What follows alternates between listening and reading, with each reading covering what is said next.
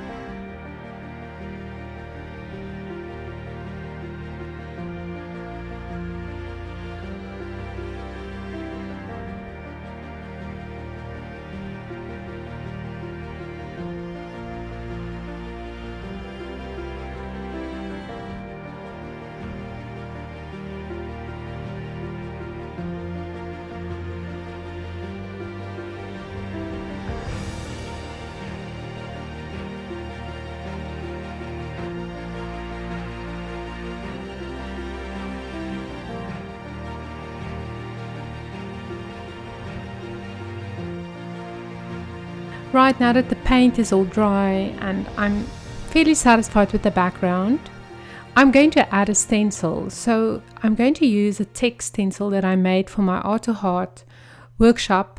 And honestly, you can use any text stencil. You don't even have to use a text stencil, but I just wanted to create a little bit more drama.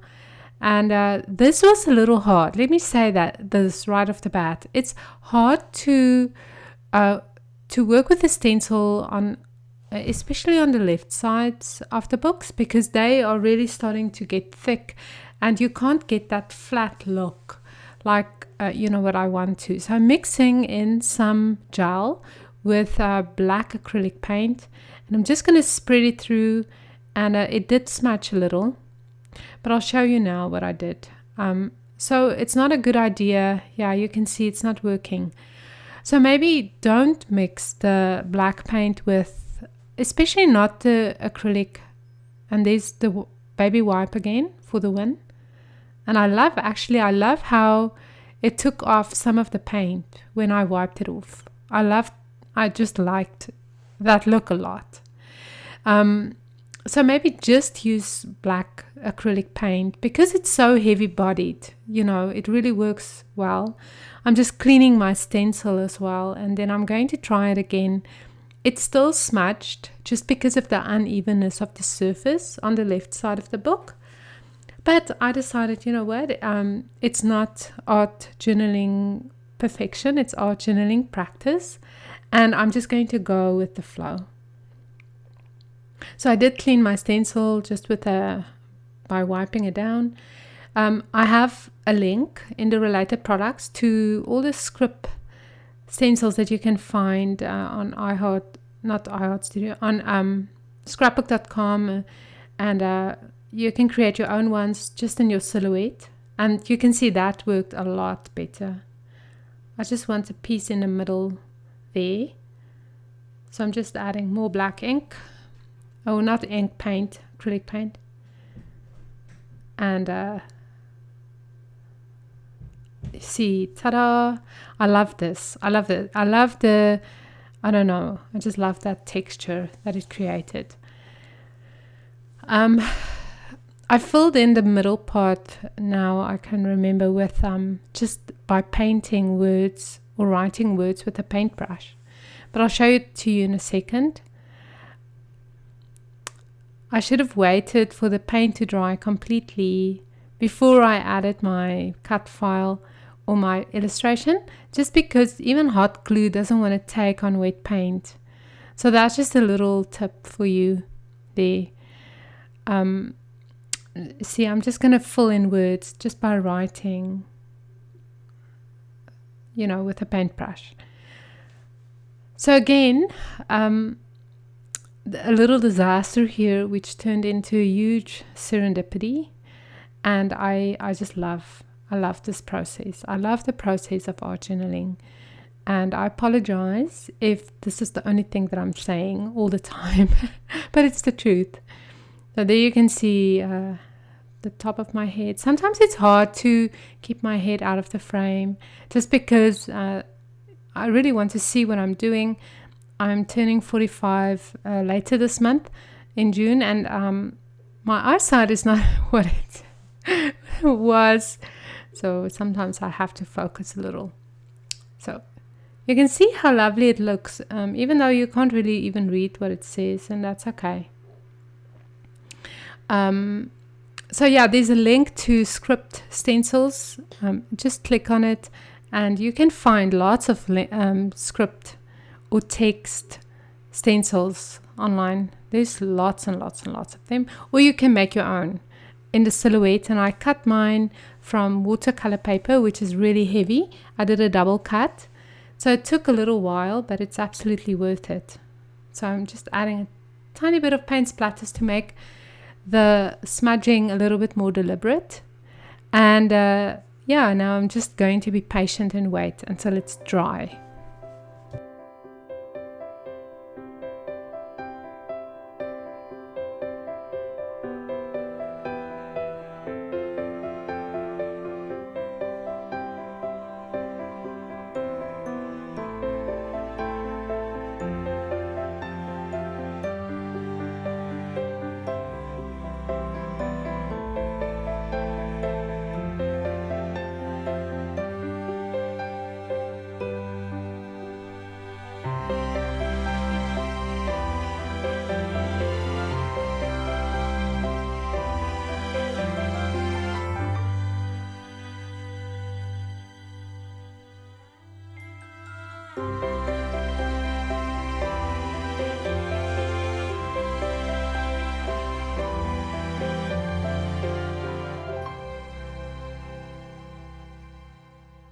I'm just adding a little bit of doodles with white paint and a small paintbrush, and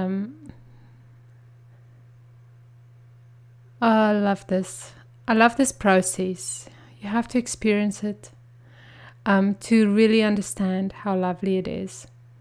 So you can see I'm just playing. I have been drawing these illustrations for so long that it really comes so natural to me. And let me tell you and encourage you, it wasn't as easy in the beginning. You know, it just takes practice.